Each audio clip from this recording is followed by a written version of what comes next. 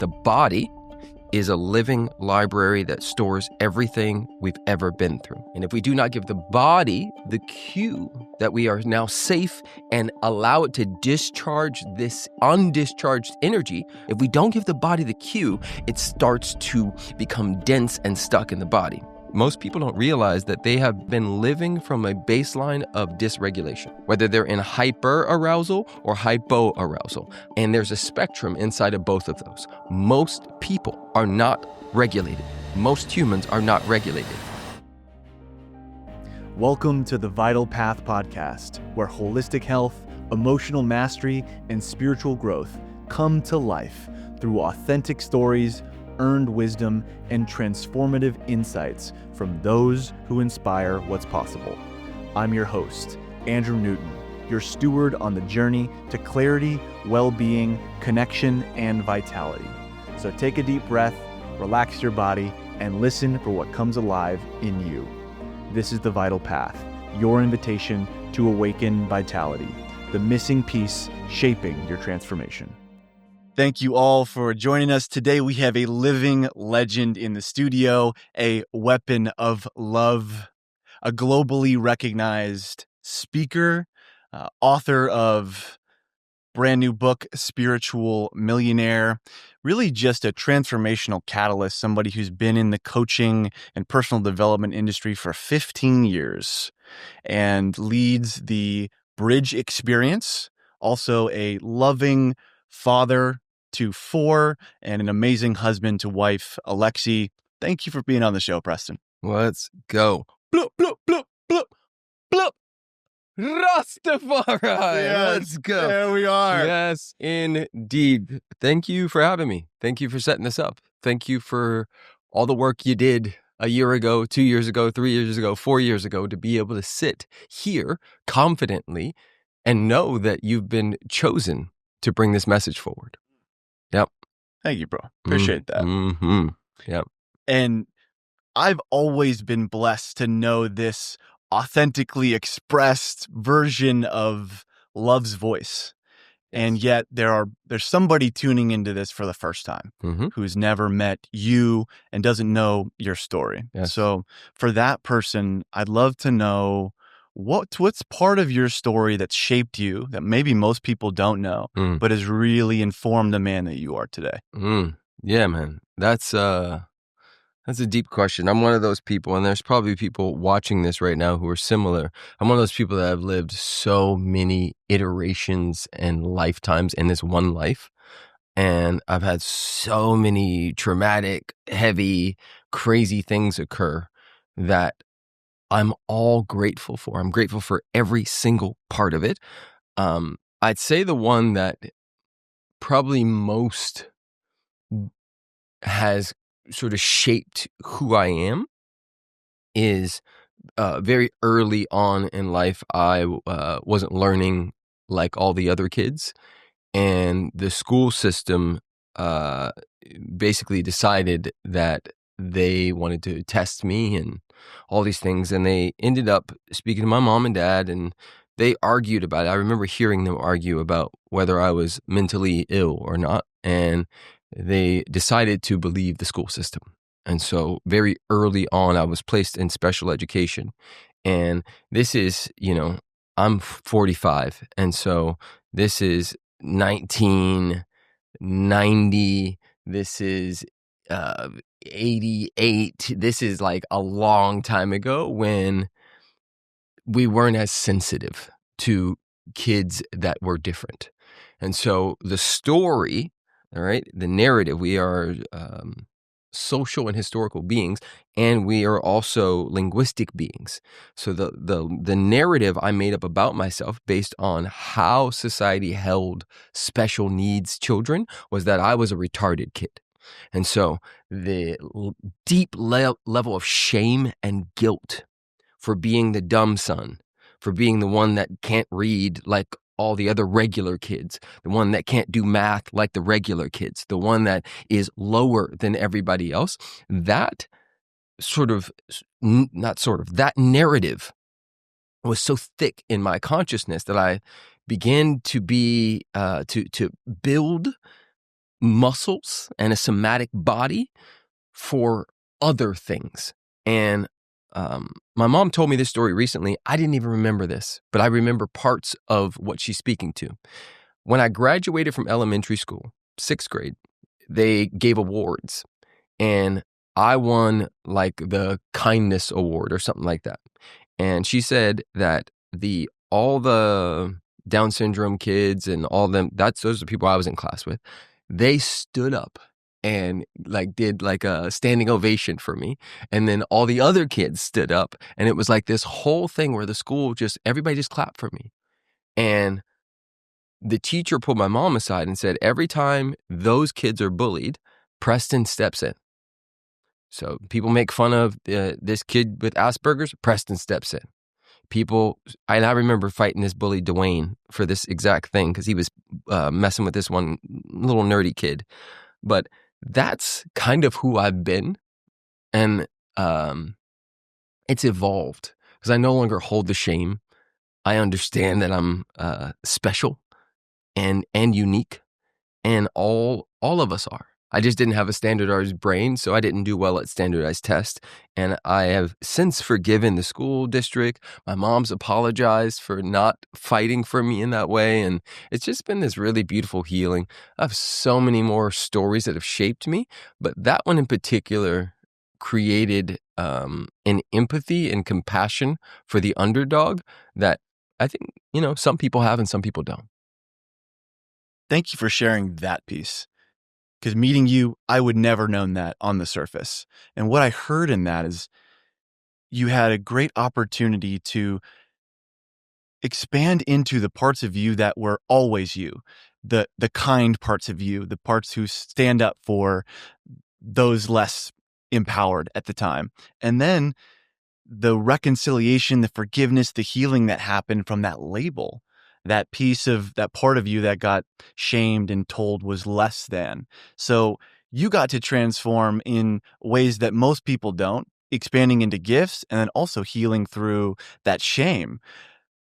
I heard you speak to the gratitude in that. How do you take such an experience like being labeled mentally ill, retarded, as we were called back in the 90s, to transform that into the authentically expressed version that you are now? I heard this quote a long time ago, and just to give you another piece, I had a heart condition come up when I was 25, and that's what sort of catapulted me into this kind of work. And I heard a quote back then, which is 2005 going into 2006, that from the Buddha, that said, "You will not be punished for your anger, but by it." And it landed for me because I thought being angry at everybody and trying to pay the system back and going against the man and cheating everywhere I can and, middle finger up to the system, I thought I was hurting them. But the truth was that I was hurting myself, and I hurt myself so much so that my heart started to give out on me. And so I kind of had no other choice because I didn't want to die. I was 25 as a kid, and I'm like, wait, what? And they're like, yeah, if you keep going like this, you will die soon. I'm like, well, I'm not going to die. So what do we have to change? And the cardiologist at the time said, stress levels and diet. These are the first two things you need to look at.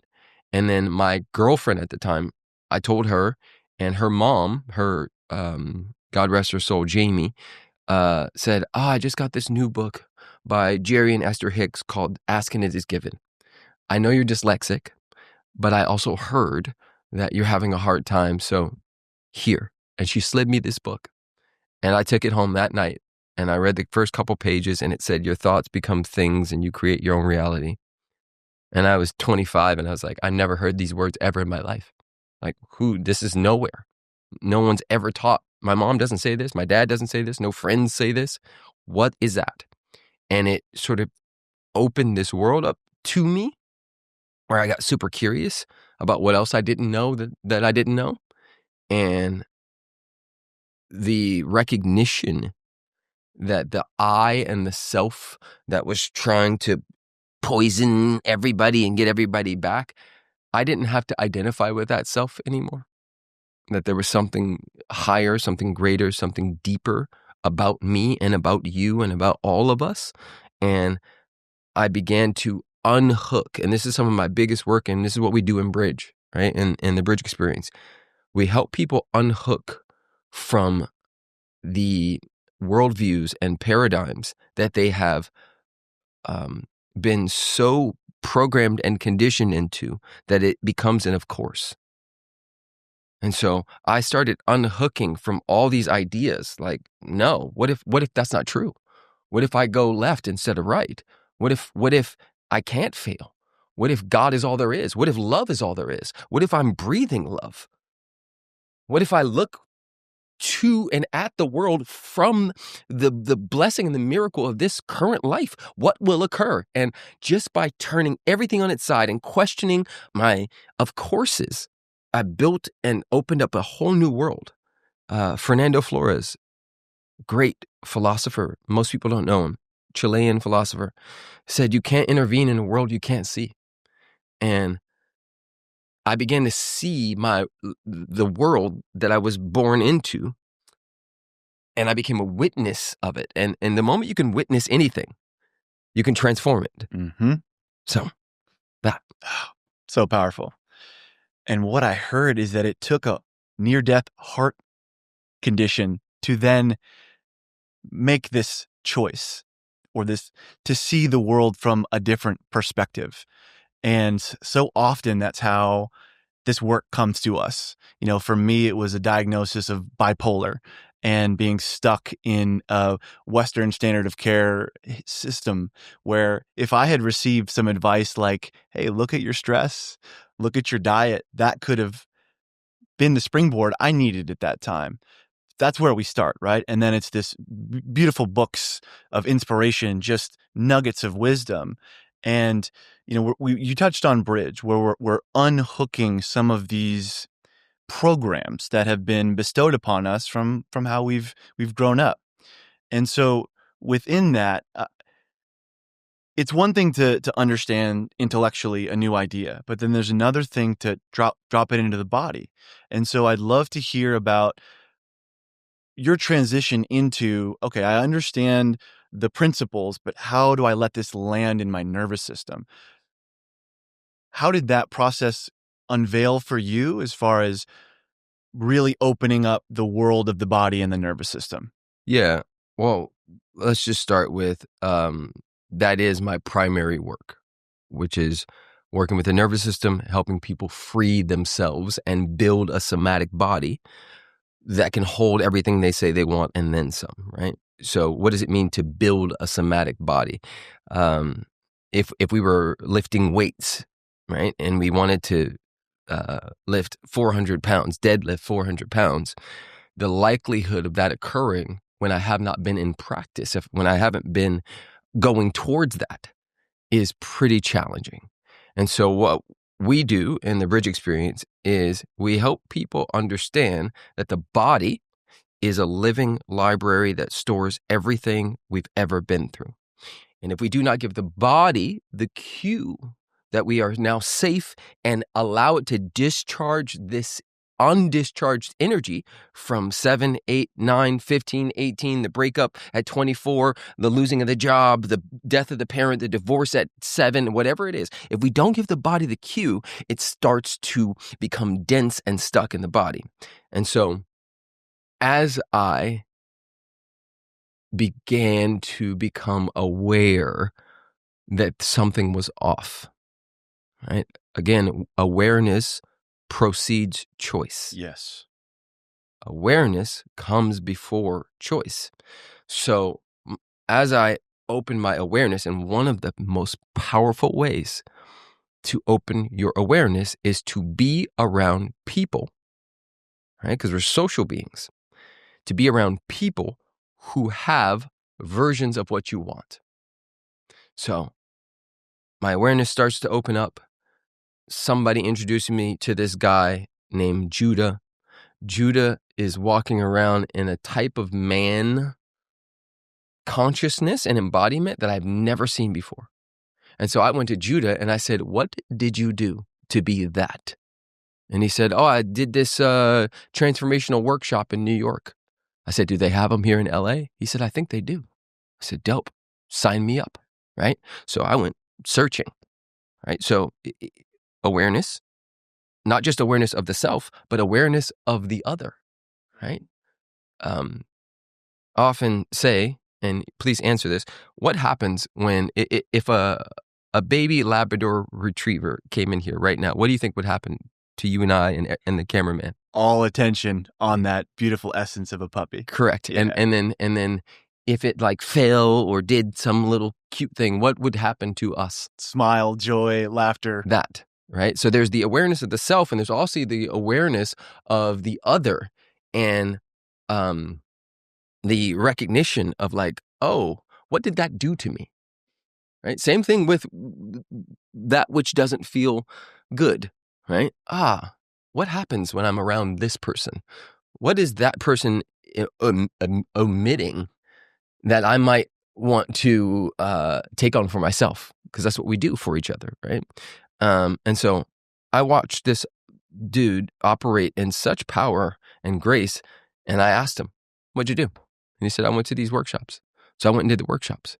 And that opened up another can of worms. And then from there, I went, well, is this all there is? And to that workshop and that group, they said yes.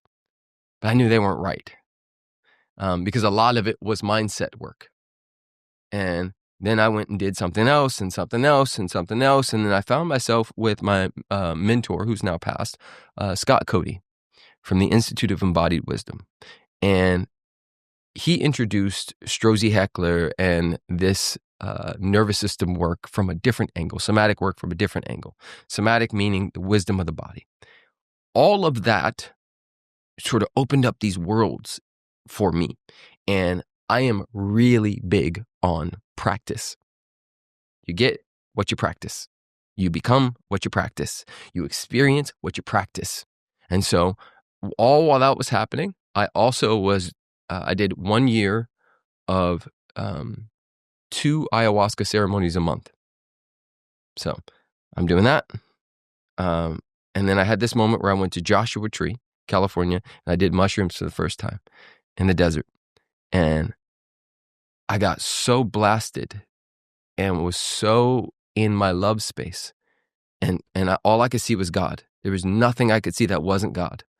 And while I was on the mushrooms, I made a note. Let's do this tomorrow back in LA without the mushrooms. Mm-hmm. And so the thing wears off, life is good. I drive back to LA. That morning I wake up and I say, okay, I'm going to do 10 minutes of what I like to call God goggles at the time, right? Because when I have those goggles on, all I could see is the face of God, right? God, God, God, God, God, right? So I'm gonna set a 10-minute alarm, and for 10 minutes I'm only gonna see God.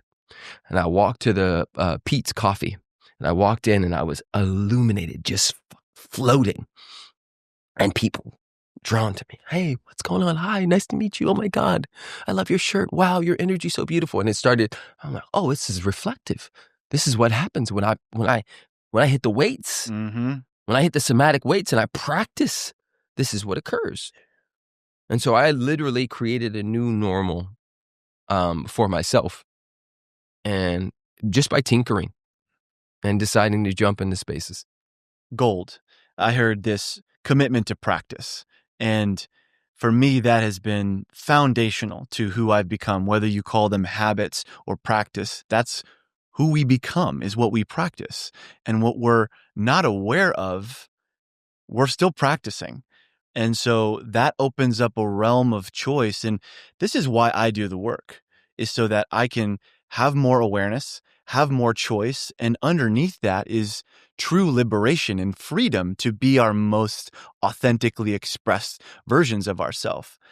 And to your point, at a certain level, the mindset stuff is essential. It's absolutely necessary. But if it doesn't have anywhere to land in the body, if we've still got all these hooks in us from all of the past, previous conditioning, traumas, stories from childhood, things that we inherited from parents, schools, the like, we're just operating from the past, essentially, and moving in a place that doesn't allow and enable our dreams and future. So I'd love to talk about practice, because that's what I preach with my clients. That's what I preach in life. And I'm somebody who's a disciple of the work. And before I got here, my practice is to sit daily. It's my non-negotiable. So are there practices, whether they be somatic or just where you're sitting here and now, that you would invite somebody to start with? Yes. There are quite a bit. Yeah. In Bridge, we have two that are super potent, and I won't share those here, but I will say, because I don't want to give it away and mess up someone's experience walking into that room if they do decide to walk in that room.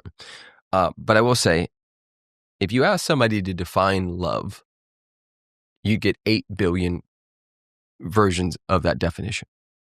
And the same is true for whatever practices work for you. There are some that are universally true because we are still animals, right? We become so sophisticated and we dress up our animals and we do all these things. But the truth is that we still have that reptilian brain, and we're still animals. And so for the animal body, primal screams in nature, where you scream from the bottom of your belly, beating your chest, allowing your primal aspect to move, that is key. It doesn't have to be connected to anger, though, right? Even though anger has gotten a bad rap, right? We've labeled anger a bad emotion, sadness a bad emotion, and happiness or joy a good emotion. Sexual feelings could be both, right? Depending on when they're showing up. But this delineation, right? That's not true for me. I don't believe in bad emotions. I believe in emotions that occur, right? Waves that we ride, seasons that we go through in a day, in a moment, an hour, and in a minute, right? And what's true about babies is babies and children, before they're domesticated, they are so pure and they allow themselves to experience the gamut of emotions without any shame or guilt, right? I have 4 beautiful children, and one of my sons right now is really obsessed with his penis, and every 4 minutes he's like, "Oh, it's hard again," and he just has it out, just sitting on the table, like, and it's so cute and amazing because you can see that he doesn't have the programming that says this is wrong, right? The other day, we're all having a pool party at the house, and adults and kids and everybody's there, and 3 of my kids get butt naked right after they get out of the pool. Just, everything's off, and now I'm going in the house naked. And again, they don't have the programming and the shaming of, oh, my genitals are out, which means someone's going to hurt me, or my genitals are out, which means it's not big enough. My balls aren't big enough. My X isn't Y, or whatever the case may be. So I share all that to say, allowing emotions, any emotion, to complete itself. I think scientifically we say that it takes about 90 seconds for any emotion to fully complete itself. I have my clients do something called the joy alarms, where they set 3 to 5 alarms every single day. Every time the alarm goes off, you burst into spontaneous joy, reasonless joy. I had a client a couple years ago. He had a hard time with this, but he had 3 kids, a wife, and a dog. And I said, cool, have each alarm be one of them. So alarm 1 goes off, that's Joey, your son. Right? You burst into spontaneous joy around Joey, and you think about a memory and you allow your body to open and feel the joy about that child. Then the alarm ends, you turn it off, and you go back to your day. I have an exercise that I do in one of my programs that is connected to us understanding that as humans, we have 3 core desires, 3 core wants.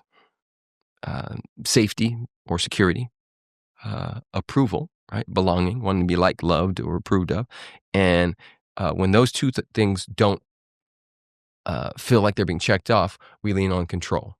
And so we will control and manipulate. We'll get, better eyelashes, bigger muscles. We'll try to get the fanciest car we can. We'll try to control what we can so that you approve of me, so that I feel safe, right? And there's relational safety, um, um, financial safety, job safety, right? But these are three core desires and wants for all humans. Nobody gets out of this. Jeff Bezos has these, and the dude living under the bridge has these. So what I'll have my students do is 3 to 5 times a day, the alarm goes off, the approved control and security alarm goes off, and I have them stop and fact check, right? Because one of the big themes in my life is this a fact or a philosophy? Most people are operating from a philosophy that they inherited as if it's a fact. Mm-hmm. So alarm goes off. I check in. What's my body doing? Oh, I'm clenched. Oh, my jaw's a little tight. Oh, what have I been feeling? Oh, I'm feeling a little anger. I'm feeling a little grief. I'm feeling a little whatever. And then I have them scan backwards. Oh, what was I just thinking? What was I just doing? Who was I just assigning my power to? Holy crap. I was just giving all of my power to what's happening in Israel. Oh, I was giving all of my power to what's happening in LA right now, or whatever the case may be. Cool. And I have them come back to the now moment and check in. Am I actually safe? The ego will tell me that I'm not, right? The philosophy will tell me I'm not. Oh, the stock market went down, Bitcoin's down, I'm not safe. That's what the philosophy will say. But let me fact check it. Am I safe currently? Yep, safe, check. Okay. Do I approve of me? Right? Am I a good human? Do I deserve to walk this earth right now? Do I deserve to breathe right now? Because the philosophy will say, oh, I haven't made enough money this month. Oh, I fucked this. I jacked off to porn. So I don't know if I'm available or worthy of being here because I did the thing again. Right? Let's fact check it. Is that true? No. I deserve to be on this planet. Okay. Number 3 is everything that I can control in control. That one, right? Well, I have auto pay on my rent set up. I'm in a building. There's air conditioning. I can control being in here, but I can't control whether the roof falls down, right? You just go through it. Okay, so now I've fact checked. If those 3 things are true, then all my needs are actually met. Like for real. Not like a joke, not like a philosophy, but truly all my needs are actually met right now. I understand that I want to buy a house 3 years from now. I understand that I might need to pay something down the line, but right now, I'm safe, I belong, and everything I can control is in control. Fuck. In that moment, explosion. Yes! Thank you, God. Thank you, Buddha. Thank you, Jesus. Woo! I am so appreciative of this beautiful now moment where all my needs are met. Let's go. And then we go about our day. And if you're listening to this and have not experienced that now blissful, joyful remembrance that all your needs are met, it's within one finger away. It's so close. All it takes is a little bit of non-identification, taking some space between me and that present moment, taking some time to inventory the emotions where you were giving away your power. I mean, that series of mindset, that process you just gave us is something that you've cultivated over 15 years of transformational coaching and served over 100,000 individuals to that. So again, for people listening, set that alarm. I still have what would love do alarms coming on my phone, from years ago. And that simple reminder triggers all of these conscious choices on in my own life. And what is truly possible is this aha moment at the end of these check marks that happen through a process like that. It's like, oh, I can proceed with joy and grace and love any way I so choose because of all of my needs are met. So that is just such a beautiful invitation for everyone to begin to practice, because that'll set you up for who we're becoming. And so let's deepen into the bridge experience a little bit. And again, there's secrets. If you want to join, I'm coming in July. So it's going to be a party, and I know how you do things. It really is that blissful, ecstatic piece. You talked about completion and how important that is in specifically the somatic body with our emotions. Could you just explain to folks what is in the way of the completion, and then how we do that in say daily life or experiences like bridge? I've been in this work long enough, and I've done it all over the world, to know that everybody has shame and guilt about stuff that they and everybody has about 5 to 10 things that they said to themselves, "I'll take this to my grave." Right? Everybody's got quite a few secrets and things that they've tried to forget, things that they intellectualized in therapy. Right? I talked about the rape. It's okay now. I've forgiven the guys, or whatever the case may be, that did that to me when I was 18, drunk, and at the football game, or whatever the case may be. Right? They've intellectualized that, but they haven't given their body the cue that it's that they're now safe. And so what we do in Bridge, it's an embodiment nervous system training. It's a workshop where you don't take notes. There's no notes in Bridge.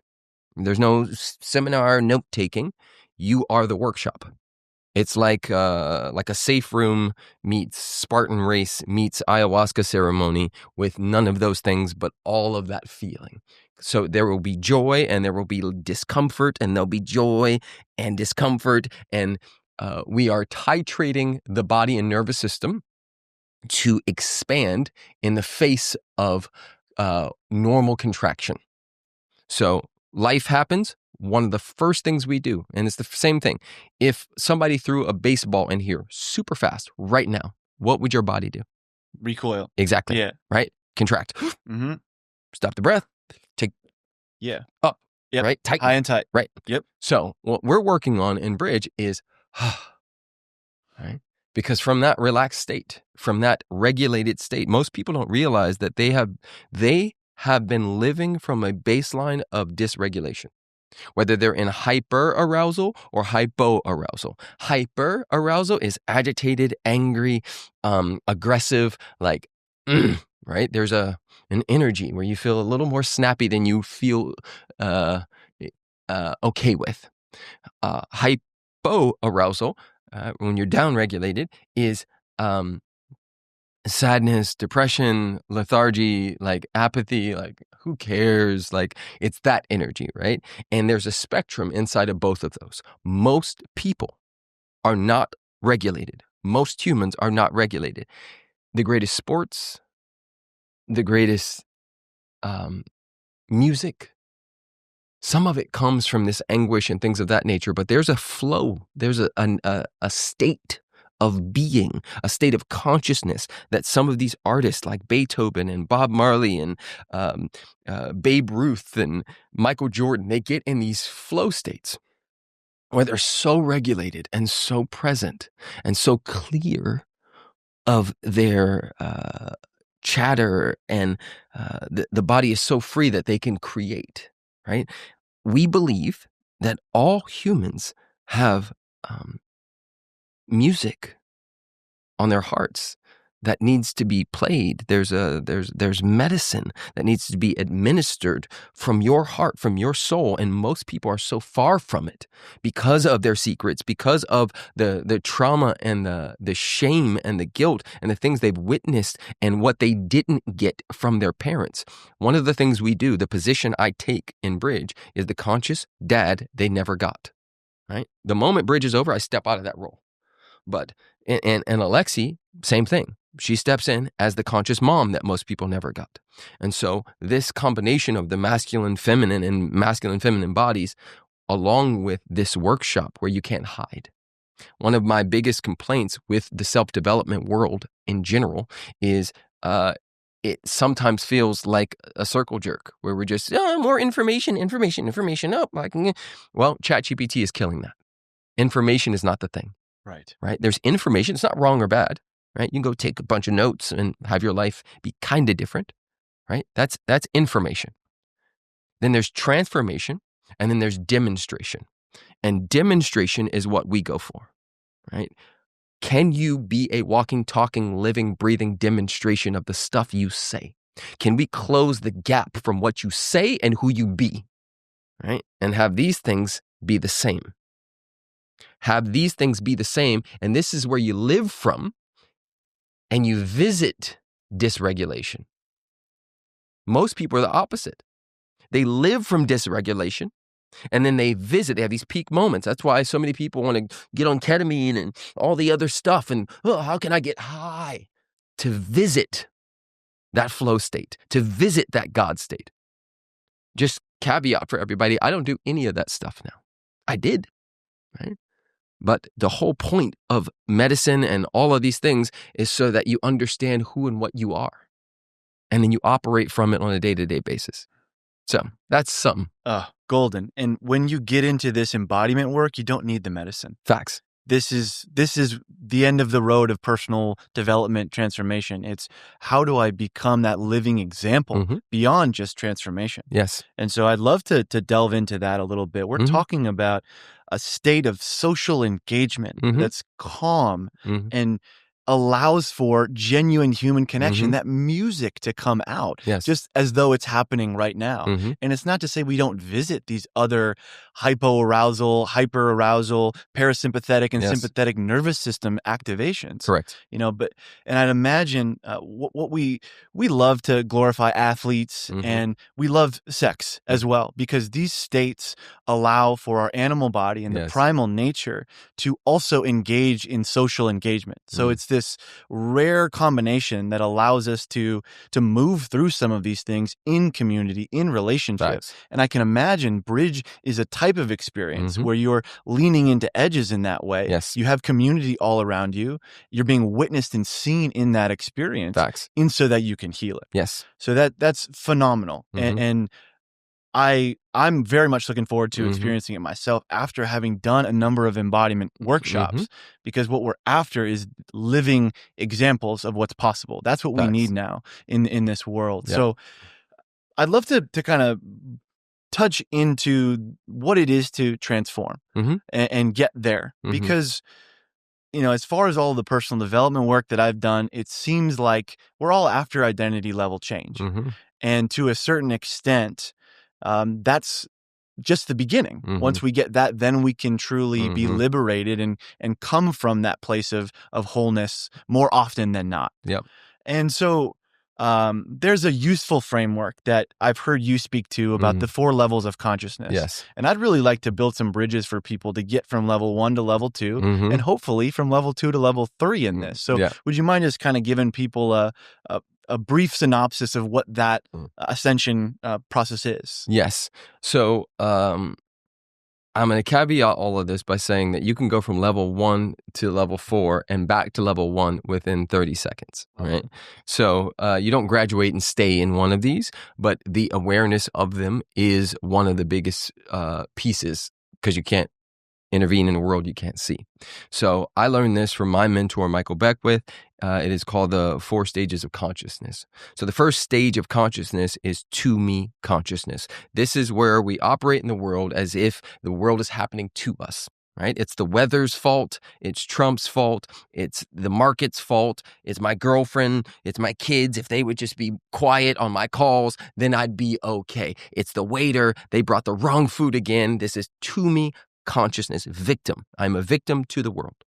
The next stage of consciousness is by me. This is where we become creators and we say, I will make this happen. I will this into existence. By me consciousness is where we push the ball forward. We use our will to make it. We become creators and we say, my will, let's go, right? Which is beautiful. Third stage of consciousness, this is the one I do my best to live from every day, is through me consciousness.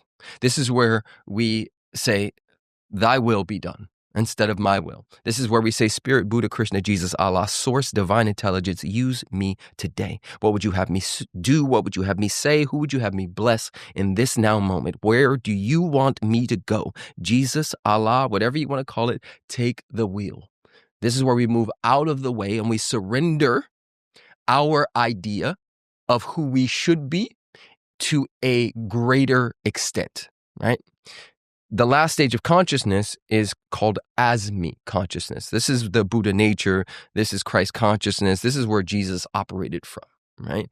The deep I am. This is that moment where the Molly hits, the LSD hits, the moment in church where you get the Holy Ghost and you go, oh, there it is. There is nothing other than God, literally nothing other. Right. And that as me, you understand that it can't separate itself. You understand when they say made in the spiritual image and likeness of the Most High, that's you too. Right. These stages we work through in Bridge.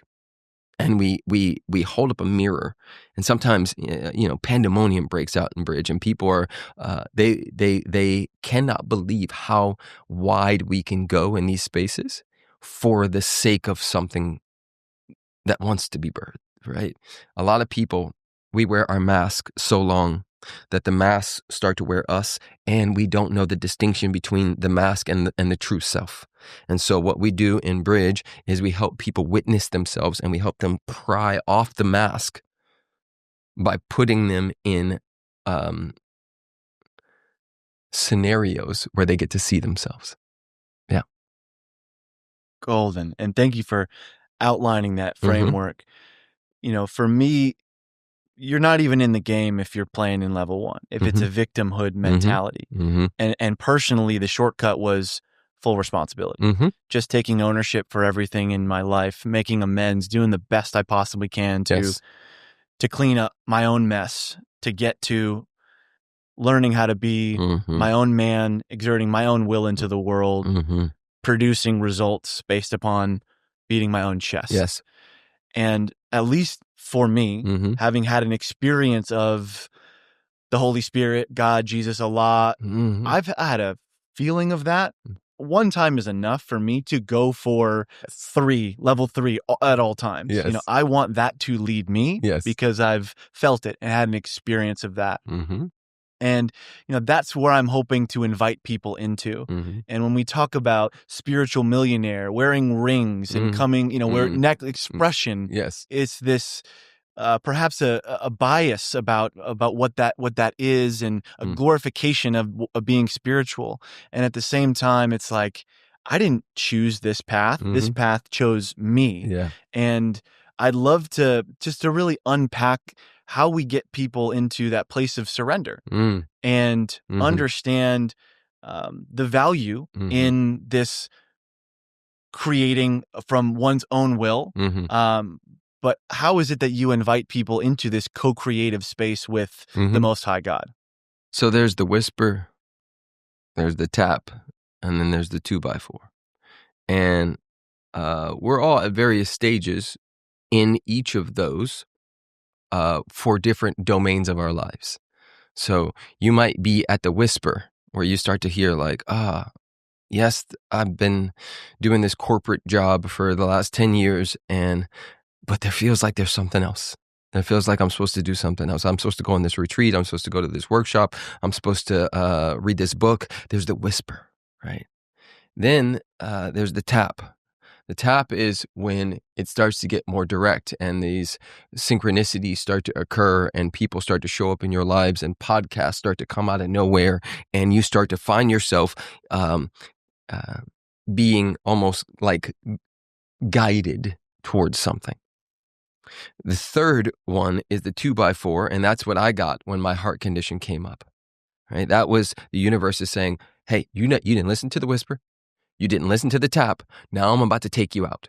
And sometimes the 2x4 is something scary, like a health thing. Sometimes it's someone else dying. Sometimes it's losing of a job. Sometimes it's someone breaking up with you. Sometimes it's, I've had clients who got an inheritance.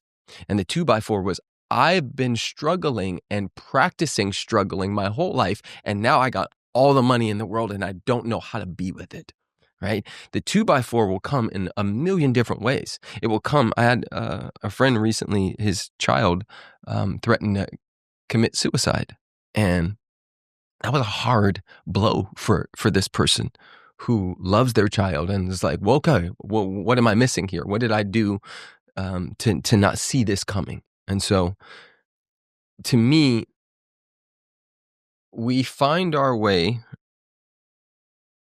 by listening. Everything can come down to, what is the level of awareness and listening you have going on, right? What can you perceive in any given moment? What is trying to be orchestrated by way of you? Another invitation I have for people, I did this, what you call a vision fast, or where I went into the woods for 8 days. 4 of those days, I was by myself in a very small area in the woods with no tent and no food and 2 gallons of water.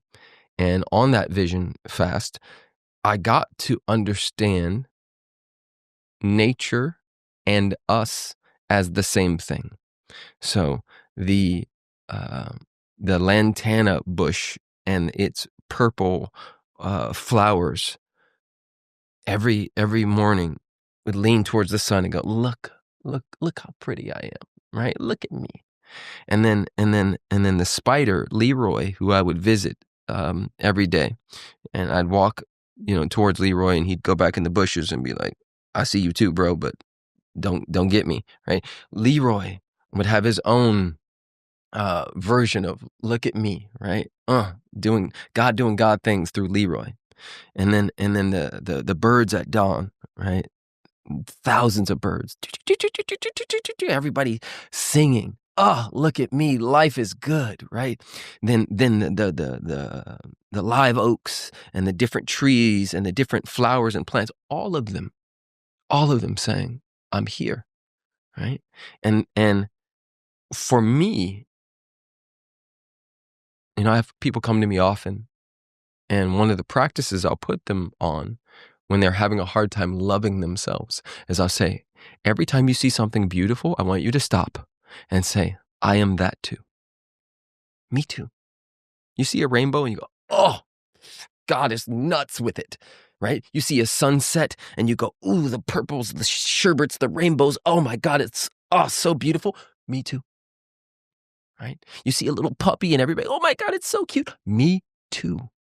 Because that same God that created the rainbow, the puppy, the lantana, Leroy, the ants, all of it, that same God cannot separate itself. And so we have been bamboozled into the lie that we are not that too. My only job is to listen and express and experience, express and experience, express. Ooh, what does my tree, my flower, my bush, how does it want to dress? How does it want to dance? Ooh, listen. Oh, it's like this. Ooh, right? Then I take the pose. Right? What does it want to do in this season of life? Oh, it wants to be a surfer. Oof, let's go. What does it want to do in this season of life? Oh, it needs to go into the MMA world and punch stuff and get punched by Andrew. What does it want to do in this season of life? Oh, this is the dad season where it locks in with the kids and the wife and we go deeper, right? We go deeper and wider. Each season, if you just listen, it will reveal itself. What is this season? Oh, this is the Vital podcast. This is the season where I lock in. This is the season where I go through a breakup. I spend 1 year locked in. Then I bring the gifts. This is the season. That's all we got to do is listen. It's listening, right? And then we express, right, what we just heard. That's the game. What a key. Listening. Mm-hmm. And this is coming from somebody who loves voice, Mm-hmm. so authentically expressed. I heard you say, listen. Mm-hmm. That, to me, listening from the heart Mm-hmm. and truly knowing if it's the whisper, the 2x4, Mm-hmm. and cultivating that inner listening, Mm-hmm. knowing that intuitive voice of God within Yes. ourselves, that key. And for me as well, having gone through that vision fast, becoming an initiated man, experiencing my own voice of God in nature, Mm-hmm. that was essentially the opening to understand and listen to my own inner voice. Mm. And so how does one listen Mm-hmm. from the heart? Mm-hmm. I'd love if you could bestow a Mm-hmm. bit of knowledge and depth in the how-to of the listening. If somebody can't go take 8 days to Mm-hmm. listen to God in the woods. Yeah. If we look at the yin and yang symbol, right? Some people thrive in yin energy. Some people thrive in yang energy, or yan, or whatever you want to call it. One of the first things to sort of pay attention to is how do I thrive? And if I don't know, try it. If I don't know, okay, yin energy, let's call it stillness, right? I'm just going to sit and be still and listen. Like actually quiet the mind, open the heart. Quiet the mind, right? How do you quiet the mind? You say yes. Because the resistance makes the mind and anything louder. You quiet the mind by going, yeah. I have a mantra that I've been saying, and it's a part of what's helped me get rich in all the ways. I've been saying this for probably 20 years. I deserve, I allow, I receive. And I'll just say that over and over and again, over and over and over again. I deserve, I allow, I receive in this moment. In that way, I'm quieting the mind and opening the heart. Because the ego, right? The moment I can be aware that there is a voice speaking, there's the voice and then there's me, the awareness, noticing the voice. Well, if I give the voice a command and it gets so repetitive, what will happen is that voice, that ego mind will start to go, okay, I can't beat him, so I might as well join him. And it will tire itself out and dissipate into the nothingness. And that's when we get into those states of consciousness where we're in between, right? That's one way to listen, stillness. Another way to listen, and this one works for me really well, is to move the body. Move the body. Get nature in the house, whatever it is. Put music on, just move. Allow the animal body to do things and follow its path. And wherever it goes, you say yes, yes, yes. Another mantra that you can steal from me that I've been using for years is yes and thank you all day. Yes. What's here now? Yes. I'm a yes. What you got me doing, God? Oh, podcast? Let's go. Yes. And thank you. Oh, what's going on with my bank account? Yes. And thank you. Whatever it is, yes and thank you, that'll open up a whole portal. But movement, using the body, moving. Last one. These are threes. I have a friend in my men's group. His favorite mantra is command and surrender. Right? So you command, you say, show me. Right? That's one of my biggest prayers right now. You want to know what I'm working on right now? God, show me. Blow me away. That's what that's the game I play. Show me. Show me your magic. Do your thing through me. Right? I command you to show me, and I surrender. And then it will reveal itself, right? When the student is ready, the teacher will appear. And the teacher can be absolutely anything and everything if you allow yourself to be open to it, right? This whole thing is like a virtual reality, right? And it's all malleable, right? We can shape reality by shaping ourselves. If I watch this, if I go like this, watch this. Fuck you. All right, that's one. Pay attention.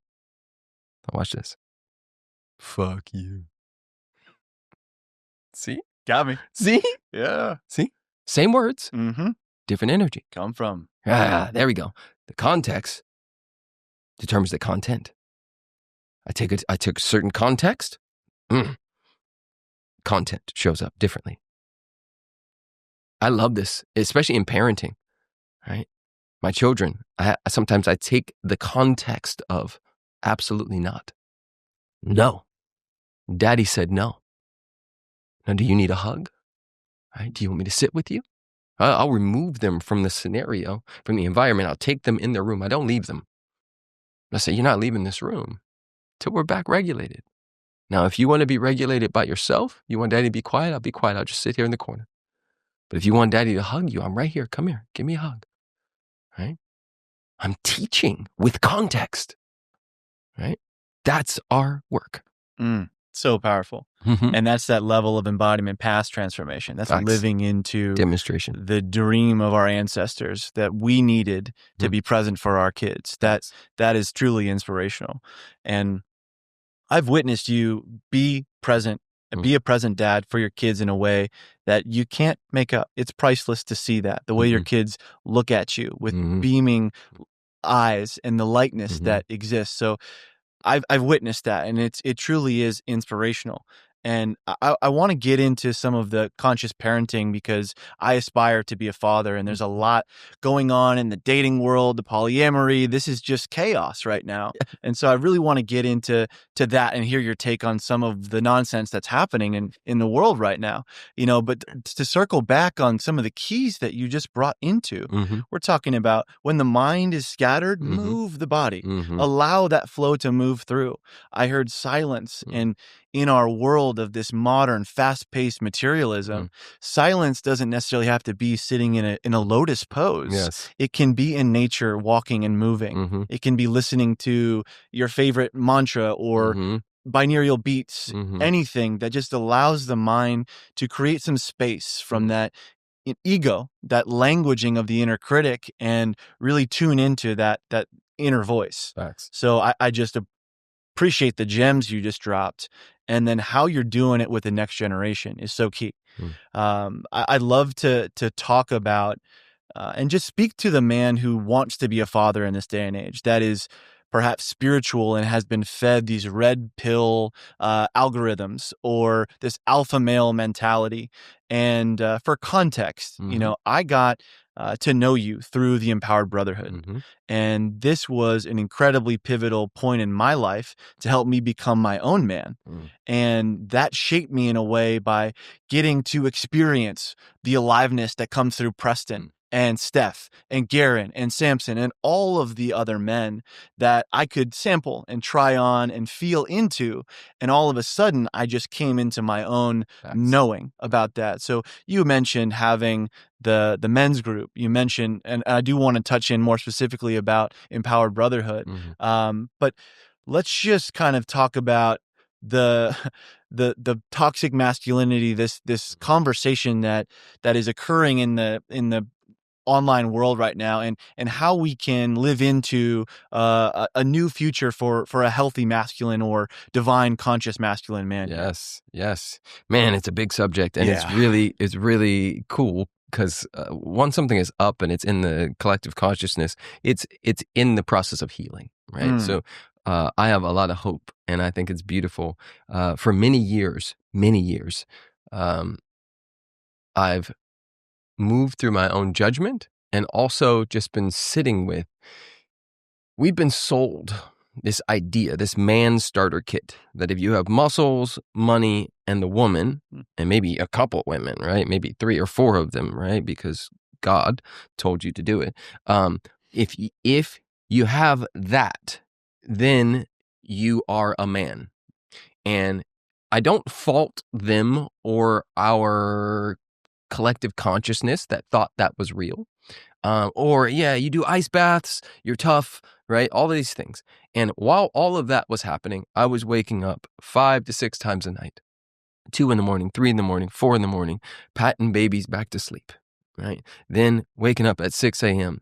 and driving one kid to school, and then working, and then all the things, right? Holding a lot, quite a bit, and building capacity, right? And that's an experience I chose, right? I always wanted to be a dad, always. But this thing is starting to die. And I think we're in the tap version of this. It was a whisper back then. Real men could look at this and go, bro, that's not like, yes, fast cars and all that stuff are awesome. Yes, your money is cool. Yes, your muscles are awesome. Yes, you got the hot wife, but can you really love her? Can you really hold her? Can you step back in the room when you feel scared? Can you step back in the room emotionally? Can you lead her and your family in such a way that she opens like a flower? Can you keep your heart open in the hard moments, right? That's a whole nother level of man that most of us did not get from our dads and our uncles and our grandfathers, right? We didn't get that. So Homer Simpson and the Rambo and these things raised a whole generation, and so that's what we see. What's up next, right? The 2x4. What's up next is real men. What's up next is it's the guy who can fight, fuck, feed a family, and really feel life. Right? I just made that up all on the spot. I'm gonna have to write that down later, right? Yeah. But really feel the field, really hold not just himself and his family, but his neighbor. Right? I'm not a religious man, but in the Bible it says to love thy neighbor as thyself. Like, that's some real man stuff, right? Have you set up rain catchment systems, and are you taking care of the food in case there's no more food or no more water? Have you put yourself in a position where your family actually feels safe to express and experience life? Like, there's more to this game, and I think that this one's dying off and this one is being highlighted, and it's really beautiful. It makes me excited for all of us, because one of the most important things is demonstration. It's very challenging to be what you can't see. So if everybody sees the Andrew Tates of the world, not that he's a terrible character, right? Or the Ty Lopez of the world, also not that he's a terrible character, because I actually appreciate Ty Lopez using the Ferraris and the girls to point at books, right? He pointed at books. He said, look, I got this. Look at this, right? And there's another level to this whole thing, and we're all aging into it. And for any man or woman out there who is wanting children, number one advice: you're already a dad now. Mm-hmm. Your child or children already exist in consciousness. They're somewhere, right? And they are waiting, right? It may be 2 years from right now before you are holding a child. It may be 4 years from right now before you look at this little blue-eyed little sucker and go, oh my God, right? And so all the moves and the things you're doing now is setting up that. And it's not just about money, right? The old lie and story is I have to provide as a man. And we think providing is money. Mm-hmm. Nah, there's a different type of providing, right? There's a different type of context and being able to pivot. One of the best leadership moves in the world is the pivot, right? Can I go from here to there to there to there to there? What is needed and necessary in this household? What do I need to keep my cup full so that my stuff, my wounds don't bleed into my children? That's a different kind of providing. And I think that's what we're all up to. So good. We talk about provision, and the first thing that comes to my mind is dollars and cents. Mm-hmm. And then there's the emotional tone and quality that it takes to be present with a woman, family, and kids. There's an ability to regulate and process our own emotional state, nervous system, and then know when we need to take care of our needs so that we're not bleeding into family, friends, business, etc.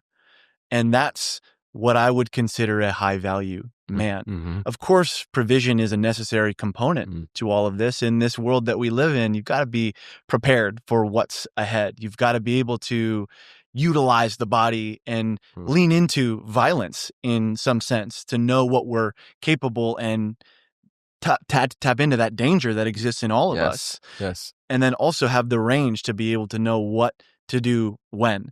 So I had a men's meeting as well just over the weekend where the quality of presence was what was high value Yes. instead of the financial or monetary provision in Facts. the sense of providing in a traditional sense. And Yes.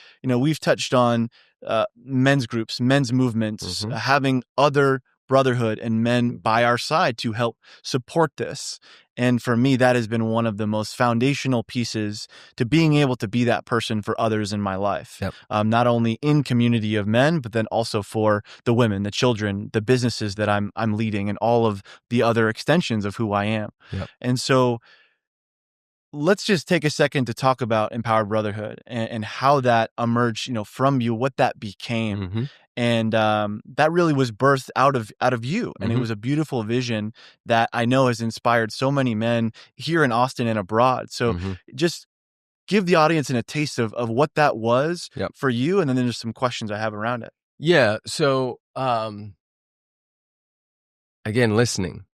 We moved here to Austin in 2020, but we had bought in 2019. And so luckily we bought before the big boom, and then we're in LA for most of 2020, and in October 30th, we moved to Austin. And I started meeting up with people, but it was this sort of like, oh yeah, I do my thing over here in my garage. I work out in the park by myself over here. And I just noticed, right? For anybody, by the way, who wants to get rich financially, all you have to do is solve problems. Listen, notice, and solve the problem. So I started hanging out with different dudes, and I'm like, wait, you work out by yourself, you work out by yourself, you work out by yourself. What if we all worked out together? What would that feel like? Because each of you have invited me. What if it's all of us? And so I put a group of guys in a text message, and we said, okay, we're going to do Steph's garage for the first one. And I think it was like 7 or 8 of us in that garage, and it was so good.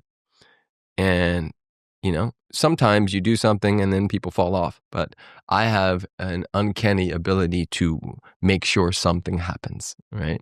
So I instantly said, okay, who's down for next week? Right? Same time, same bat channel. Boom. 14 dudes in the garage. I'm like, okay. All right. Who wants to go next week? Right. Boom. 25 dudes in the garage. And we're like, oh, we're starting to grow this thing. And then Cal says, oh, you guys come to my house. Okay. Let's keep it going. And what I utilized is a few things. One, solving the problem of isolation. We are social beings. No matter how much AI happens, no matter what happens in the world, because of our genetic makeup, we will always want to be with each other, period. So understanding that, I went, okay, well, let's just make sure we're with each other. And while we're with each other, let's make sure it's fun, emotional, and taps into the primal aspect of what makes men men, right? So I started curating just lightly. And that's one of the things that a lot of people in the self-development space, they over-curate stuff. They want to throw the kitchen sink into something. But simplicity actually creates, right?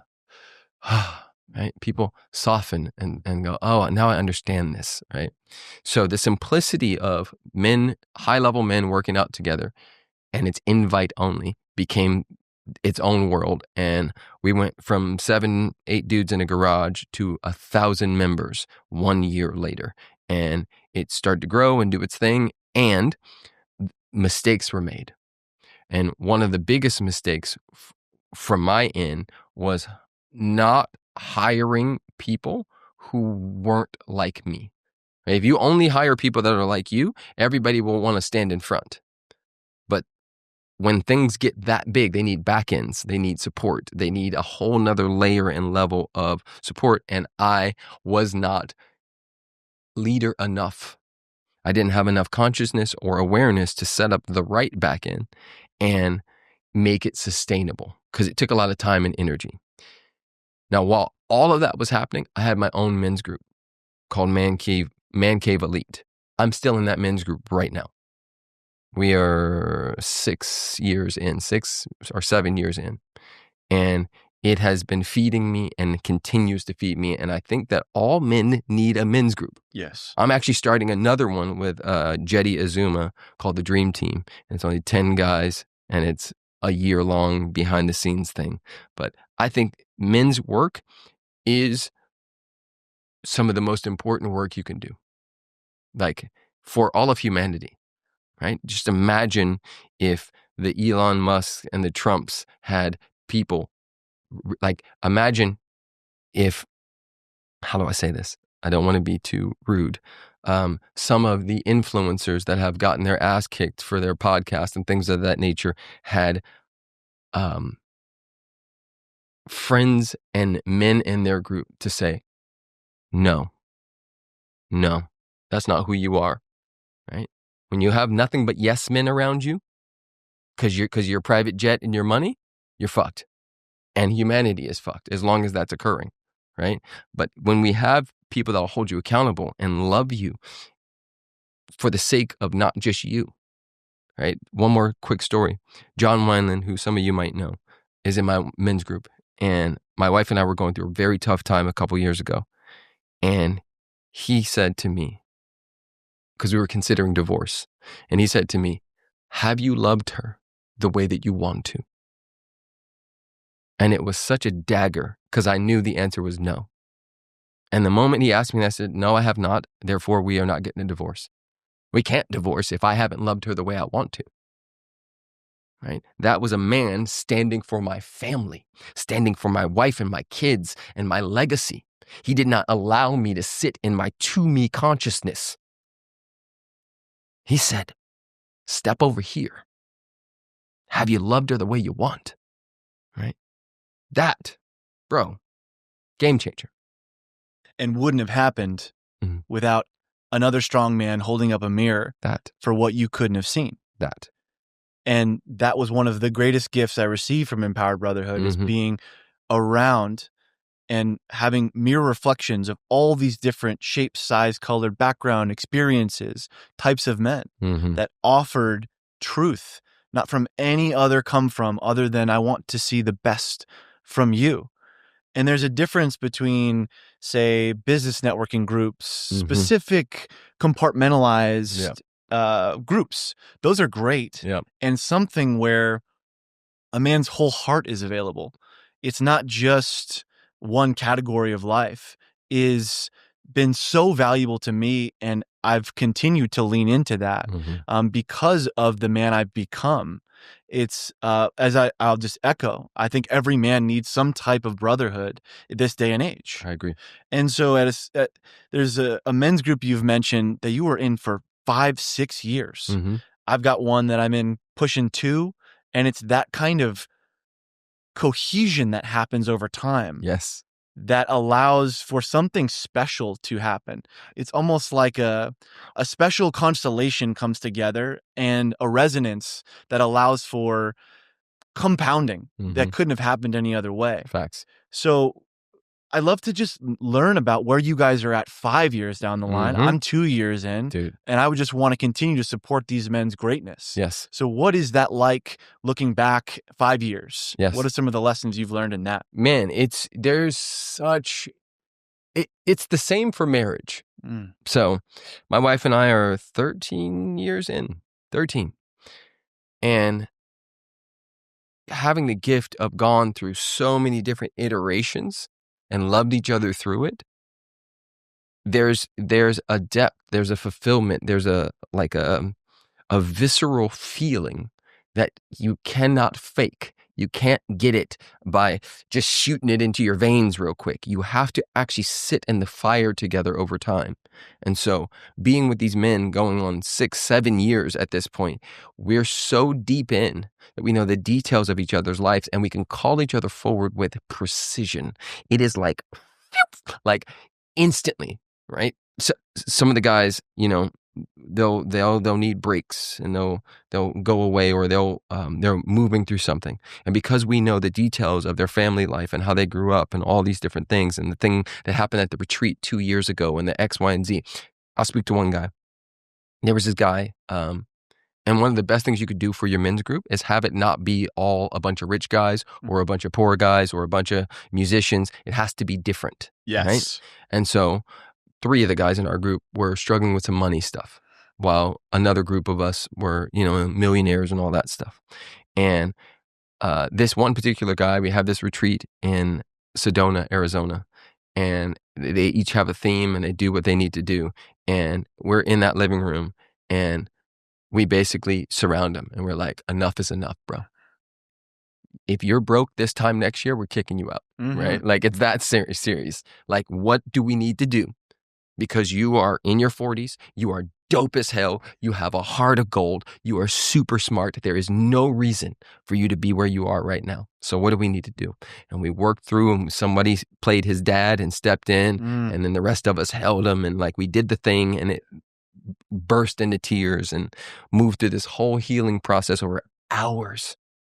That dude at that time, 2 years ago, was making about $40,000 a year. Right now, he makes about $250,000 a year. And it just crack, right? It just cracks something. Yeah. And all of us have had that time. 2021, going into 2022, it was my turn. And they surrounded me and crack and oof, right? Took me to a whole nother level. That you cannot fake. It's time in the game, time in the arena, right? You guys are going on 2 years, bro. By the time you guys are at 4, 5, 6, oh my God. Because the group becomes a heat-seeking missile, right? So, okay, where are you still not operating from your true potential? Cool. Us men get to help you get there. Let's go. That's as simple as it is. Yep. Oof. I can't wait, personally. And this is a passion and mission of mine to continue to hold spaces for other men to evolve in this way. Yes. It's such a beautiful gift. And just as a caveat to that, how do we get men to celebrate more? Yeah. Demonstration. Show it. Love it. Show it. Best way to get, because you can't be what you can't see. Right? We've been taught stoicism and keep it tight. Don't show any emotions. You don't want to be weak. Right? Well, first blush, people look at me and they go, "Oh, that dude's colorful. He's X, Y, and Z." I will whoop your ass. Yeah. Right? There's layers to it, and showing those layers. Right? That's why some people get mad at me and they're like, "You show your G-Wagon in your car and your big house and your X, Y, and Z." Of course. I'm dangling the cheese, bro. I'm all of this. Yes. And you could take it all away and I would still be a monster. You could take it all away and I would be a beast still to this day. That's how I got it. Yeah. Because I don't give a fuck about it. I got it because I am it. Right? Those are outward reflections of my inner consciousness. That's the game I'm playing. And so demonstration, we show men how to celebrate by celebrating. That. Lead by example. That. I love it. And they'll just get into some rapid fire kind of random questions. Not random, of course, because of how I know you to be. I come from a traditional corporate finance background, and it's all about principles of budgeting and investing and what to do, paying yourself first, which are beautiful advice, and completely disregard the emotional and spiritual components of wealth. So I would love to hear, how do we bridge that gap, and what aren't people aware of that are focused on the logic and reason and numbers exclusively? So 2020, end of 2020, I got on my buddy's private jet, just him and we went to from Austin to LA. He went to do a business deal, and I was going to go see my mom, visit my mom. It's my first time seeing her since we had been gone.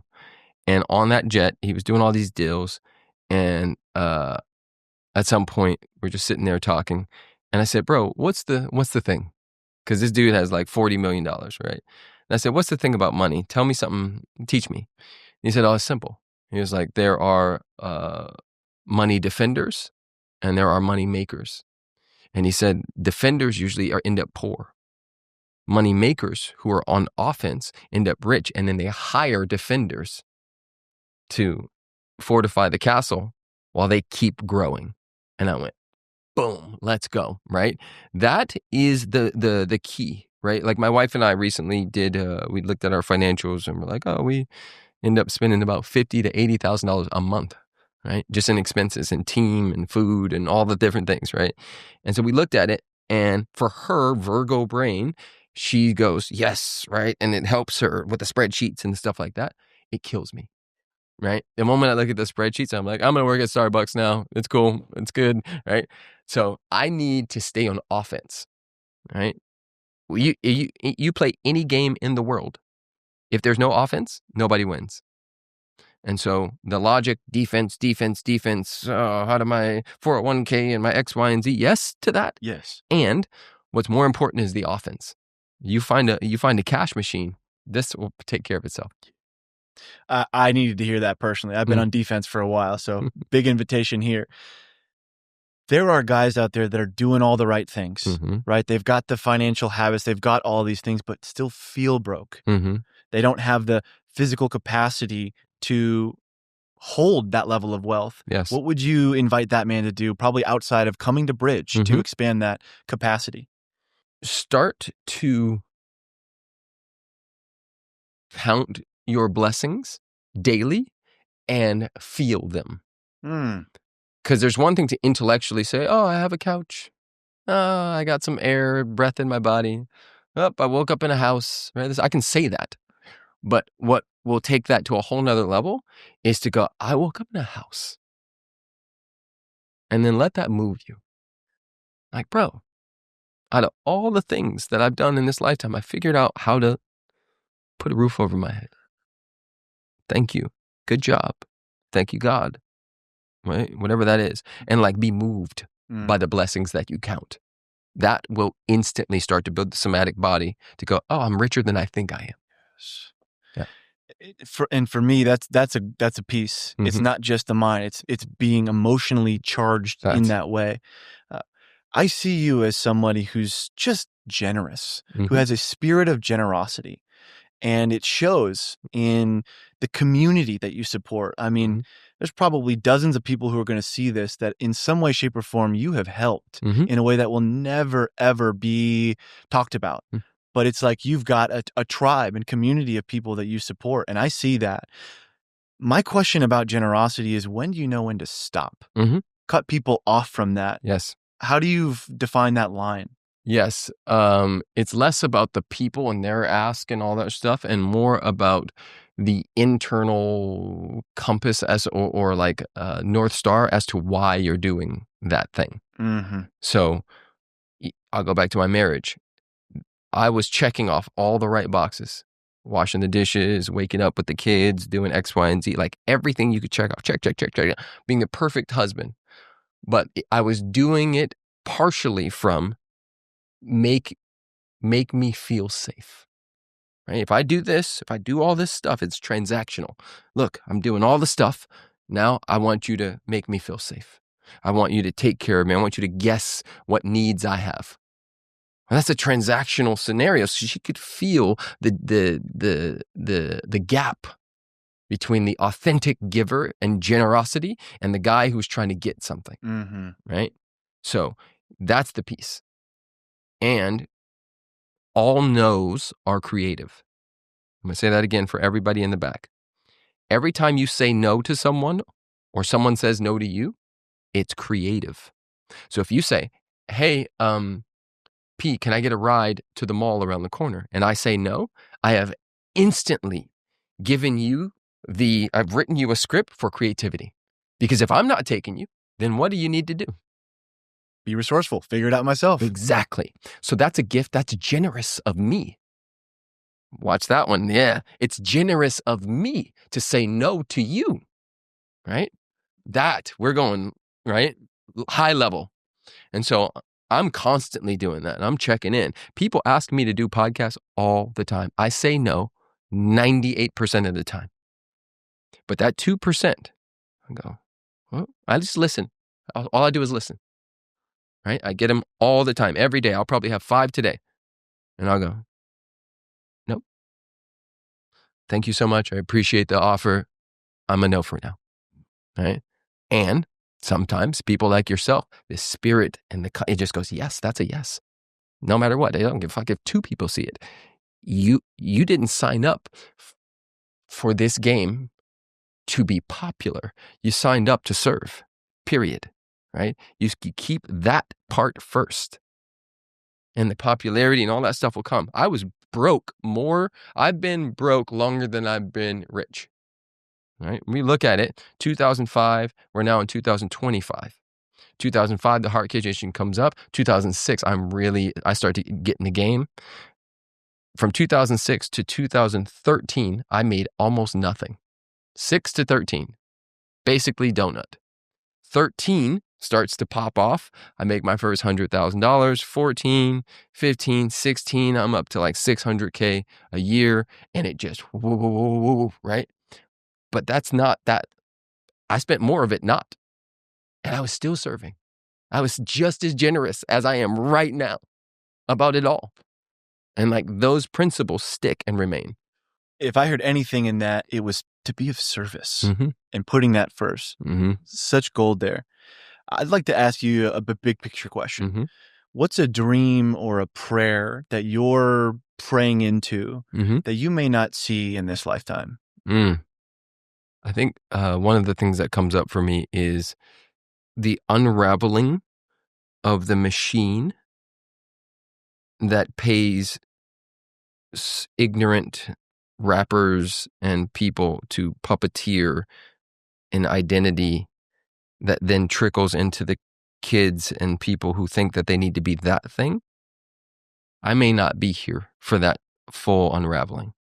And then like the deeper cut of that would be like right now, because African Americans and Africans' histories were stolen, all the history that we reference is what you would call white history. And we look at ancient Greek history and stuff, and we look at some Egyptian, and then we look at Native American, but we skip and don't even acknowledge. For instance, Egypt, for example, was ran by very dark people for a long time. The Cushites, right? Look it up. A long time. Nobody knows that, right? Because we've whitewashed everything and tried to dissipate Africa in any way we possibly can and rape it and steal everything we can from that continent. And so I might not be here for the full comeback of the honoring of what we could call, based on science, the original people. As far as we know, from our science, the first humans all come from East Africa. And yet, the most hated person across the world is people who look like me. And so. Thank you for sharing that prayer. That's beautiful. Mm-hmm. And as somebody who's recently been to Tanzania, it was such a gift to see the light and the joy in the eyes of everyone there. So on that amazing note, this has been a blessing to me. I hope it is to all those who get to receive this message. This has been a wide-ranging conversation on all things nervous system health, money and abundance. We've talked about masculinity, and I'm so grateful to have your presence here.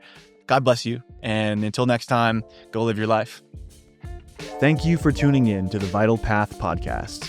If you found value in today's episode, share the love with someone who comes to mind. It's free, they'll appreciate it, and together we'll keep this community growing. Until next time, God bless you, and go live your life.